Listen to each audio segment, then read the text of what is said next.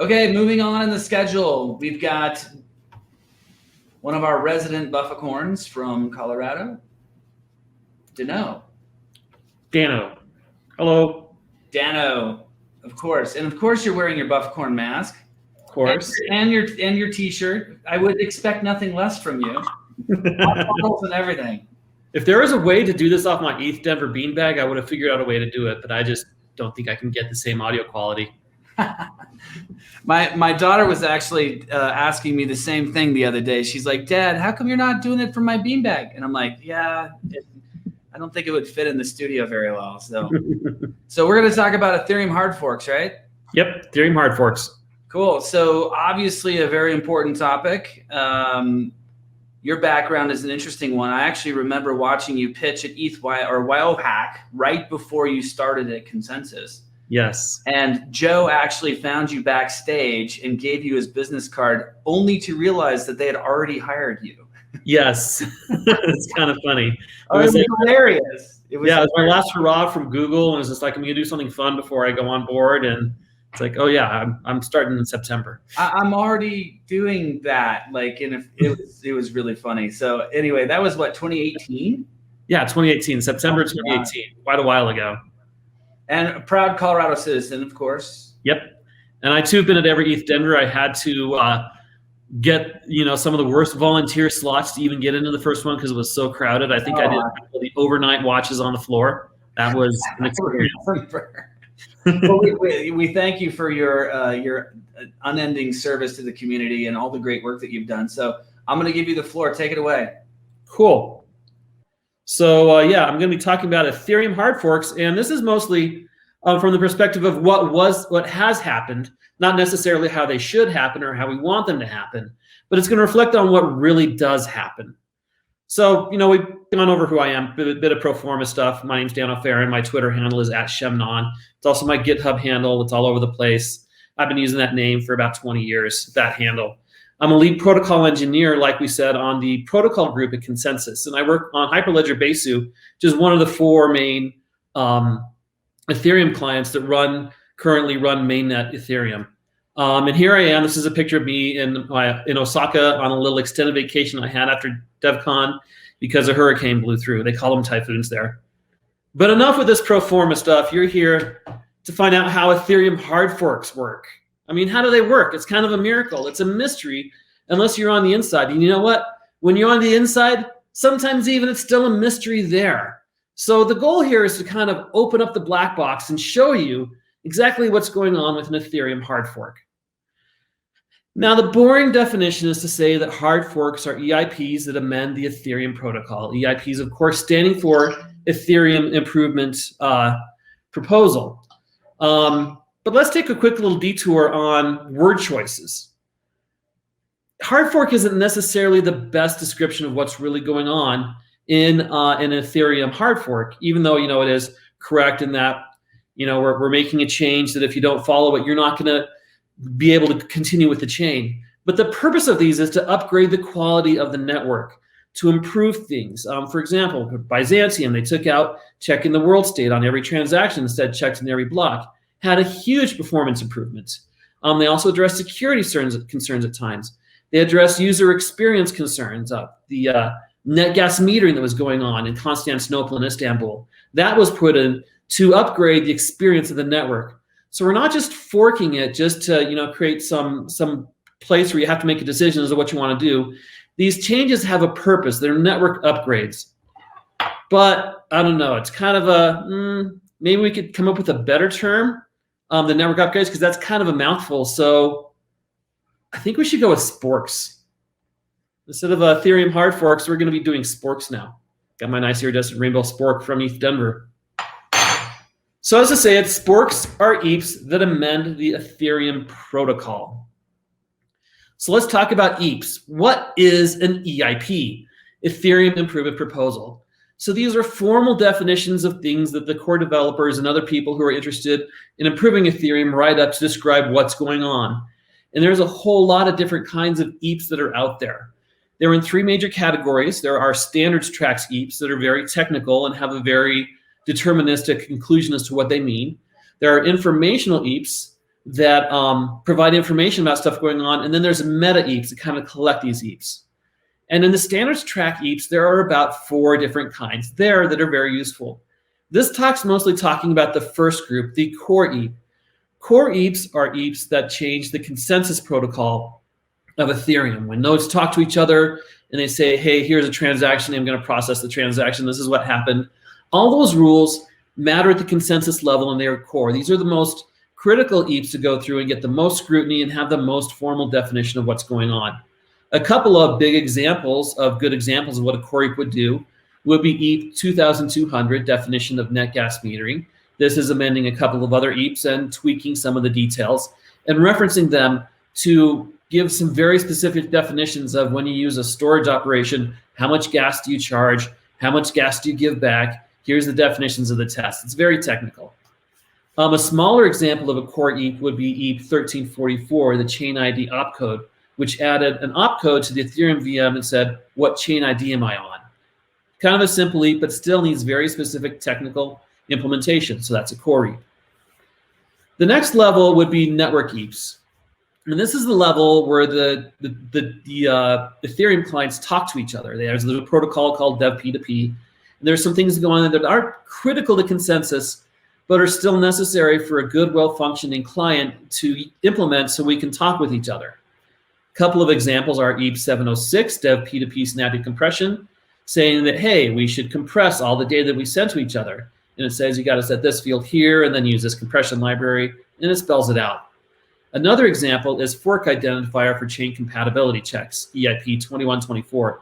This allows the two nodes, when they're talking to each other, to say, hey, I'm running Ropsten. Hey, I'm running Gorley. So before they go deep into connection, they can say, you know what, we don't even speak the same language, so they won't talk to each other. So that one there helps keep the networks flowing smoothly. The next layer of Eeps is where we start getting into things that affect a broader audience. And these are the interface Eeps. These are the interfaces that a node should expose to things like dApps that are using your Ethereum client. One notable example is 1767 is a GraphQL interface for Ethereum. Everyone's familiar with JSON RPC.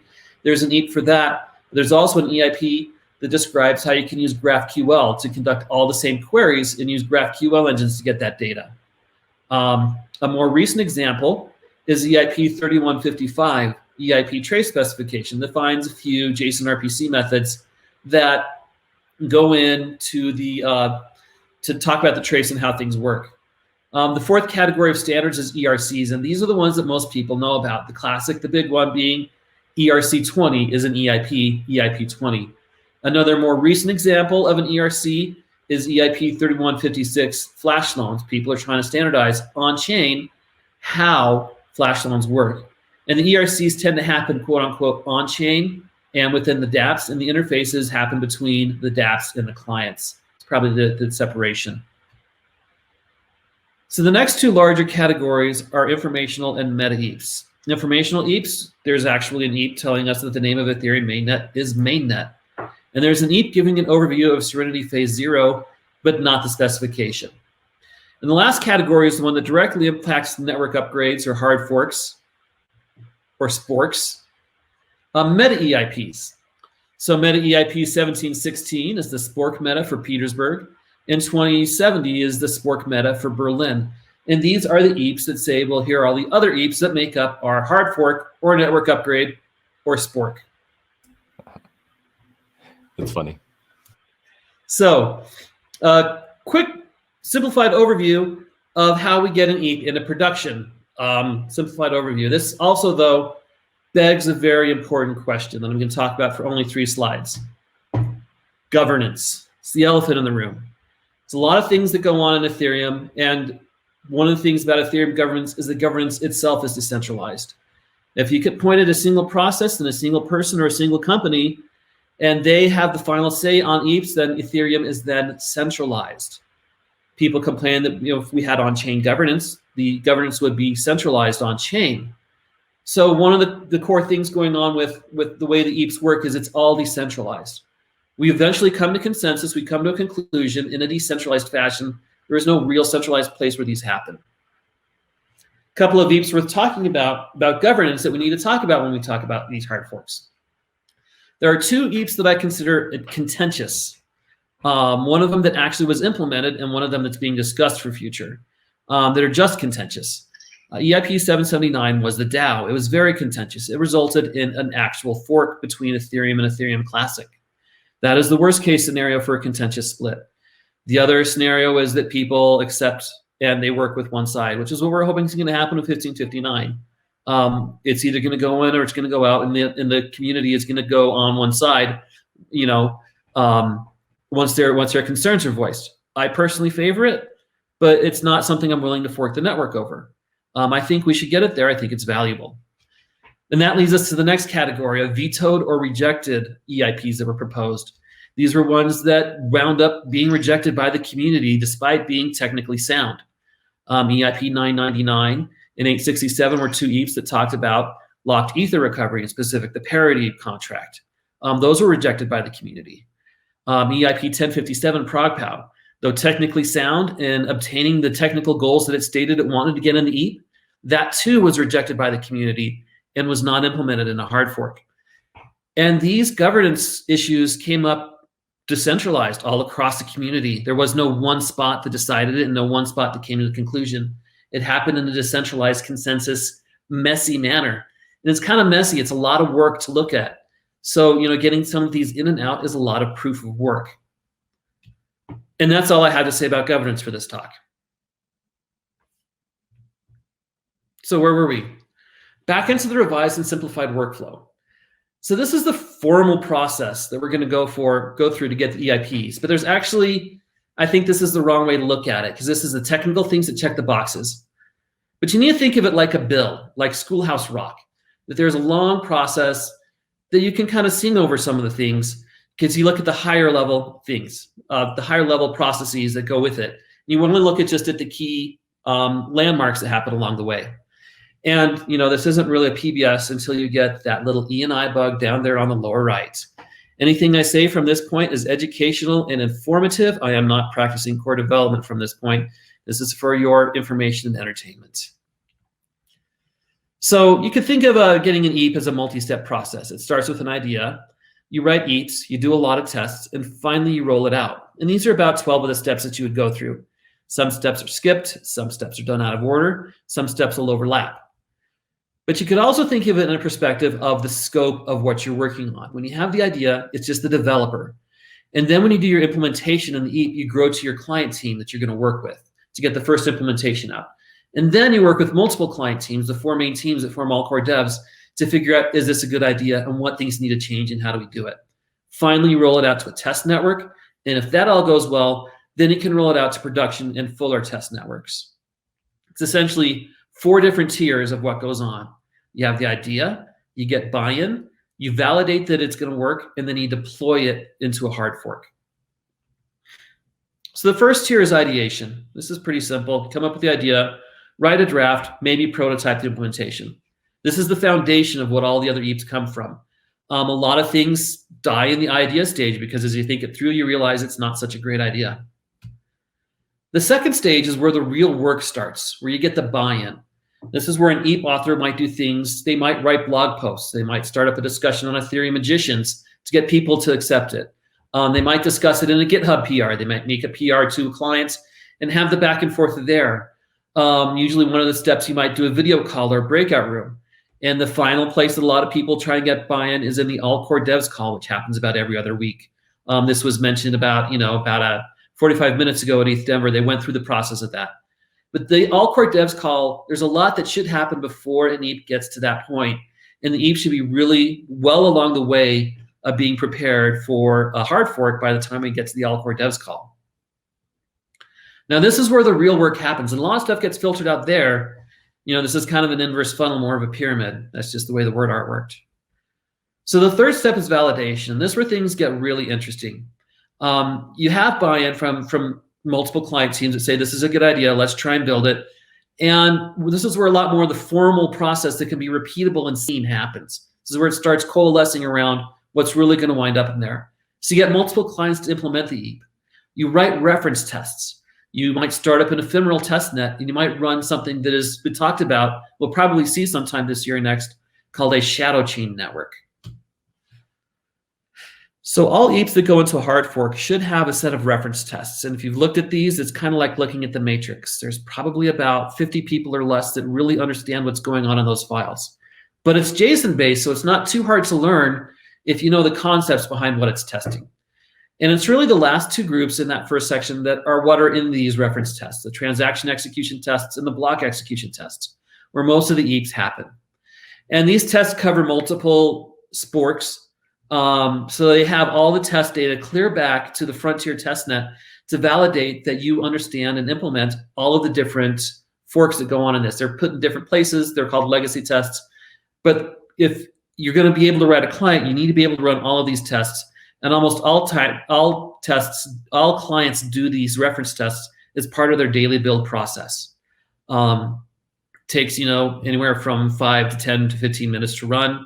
On a good build machine, and it's good validation. The next step is ephemeral testnets, and that's something that started up mostly after Constantinople and has gotten a lot of use in Berlin. These are testnets that we stand up that are basically, they're not meant to live forever, and we're intending to try and have clients break these testnets and do all sorts of interesting things that you wouldn't want to do in a production testnet. Because we want to break it in something that we're never going to use again before we break it in something that's going to stand up long term. One that existed, the first one was Constantinople, Sturby, because we had some existing issues with the way that the net gas metering is working. In YOLO, we've been doing YOLO this time with Berlin. We've actually done it 3 times, which is kind of the wrong use of YOLO. You only live once. We're living 3 times on this. But each of the iterations have had different sets of Eeps. And finally, in the third version of YOLO, we've settled to say these are the Eeps that we're going to put in Berlin. So we've had our ephemeral test nets. We've had clients hash out issues on these between interpretation of what the specs say and figure out which client is right and which client is wrong. And luckily, every client has had its turn being right and being wrong. So it's really serving its purpose. Now, the more exciting thing that's going to be showing up here shortly is something called a shadow chain that's been discussed on calls. I think we're going to see it at the end of the year for the binary trees and possibly for 1559. And what you do with the shadow chain is you take mainnet and you formulate it in kind of a way that you can run it as a test net. You take all the transactions from the mainnet flow, but you set up the things you're changing to use the new things you're changing in the Eep. The big example here is binary trees. The way we calculate the state root is going to be changing dramatically. We want to make sure this is stable and runs at scale. So we're probably going to set up a shadow chain that the only difference is going to be how we're calculating the state root in these headers. And there's some details. It's going to invalidate the proof of work. We're going to have to get new proof of work on it or do a proof of authority. And that's where the work in the shadow chain comes and why it's not really used in a production network. All the input comes from mainnet itself, and we just reformulate it, kind of a shadow of what it is. So once we've done these ephemeral tests, now it comes time for the real deployment. I put the test nets in the deployments here because once stuff goes on a test net, production test net, typically it doesn't come off.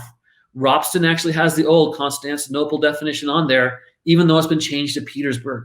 Rinkeby as well. Goerli, I think, avoided that because it started with the Petersburg. And then, these 4 steps basically, these 5 steps basically happen in order. You pick blocks for the test nets, you watch the test nets activate, and then when you're happy with that, you pick a mainnet block number and you watch the mainnet block activate. So these are some long-running test nets. There's actually 5 that are probably worth talking about. Morden was the original test net. That kind of was a casualty of the DAO fork testing. So instead, they started up Ropsten and Rinkeby and Goerli because of the chain ID kind of ruined the way that Morden was working with his transactions. So Ropsten, Rinkeby, and Goerli are 3 of the ones that all clients currently can access. Coven is still up and running. Open Ethereum runs that, and they'll update their blocks when they get it. So before we do any of the mainnet production, we activate the test nets on these 4 test networks. And we figure out what's going on with them. Ropsten's the best one because that does actual proof of work client mining. Rinkeby won't get block production issues correct unless Geth's the only one that's correct on it because only Geth is mining there. Goerli is a particularly good one because it has all the clients doing click proof of work on it. And Coven is Aura only, so right now it's only open Ethereum is mining. And yeah. So the one last thing that needs to be mentioned is forks at any time can be stopped. And I'm getting close to time. Luckily, this is the next to last slide. And it has been done. One famous example is Constantinople. Less than 2 days from activation, a security exploit was discovered, and the core developers all got on a call, talked about it for an hour. We went through the 5 stages of grief, of denial and anger and depression, and finally acceptance that we needed to cancel this hard fork within 24 hours. And we were actually able to pull it off. Infura was able to pull it off. All the miners were able to get off Constantinople, and it was canceled. We rehuddled, and a few months later, we shipped Petersburg. So, just because something has advanced to a certain point does not mean it's inevitable. Things can change. So congratulations. What's your reward for a successful hard fork? You got to do it again in 1 to 16 months. These happen all the time. This network upgrade process is key to the lifeblood of Ethereum. It's not a static thing that never changes. Now, the nature of the changes as we get a bigger thing, scope down to require more and more weight to be able to change. We're not just going to change all the opcodes and move them up by 1 because that sounds like a cool idea. It needs to impact security. It needs to provide significant user experience. And right now, those are the things that are going to be, the user experience is going to be things that enable us to go to the proof of stake network. And those are the things that are really going to get the support of the all-core devs to change the Ethereum network. Security will always change things to fix security. And these numbers, 1 to 16 months, these are actual historical numbers. There's been 1 month between hard forks, and there's been 16 months between hard forks, and a lot of space in between. So thank you for your time. I don't think I have time for questions, but you can ping me on Twitter at Shemnon or any other place that you can get a hold of me. Thank you. Cool. Thanks, Danno. So, Jonathan, can you change his streaming on the bottom here to Ethereum Sporks really quickly while we do this in real time? Ethereum Sporks. I mean, if we're going to make the transition, we might as well just make the transition, right? Go for it. I love the fork. I mean, if you're eating stew and you want to sip the stew and poke at the vegetables at the same time, amazing. Switch instruments. It's why the spork marmot uses it, because it's so versatile. Ethereum Sporks. There we go. We officially made the transition. So in fact, I don't know if you know the story about it, but that's actually why we came up with the spork as an idea, because we didn't really think that it was a good representation of the Ethereum community, these contentious hard forks that happen in other places like Bitcoin. And we just felt like a spork was a better description for really a soft fork, which is really kind of a consensus-based one. Mm-hmm. Anyway, great presentation. Thank you so much, and great to see you. Great, thanks.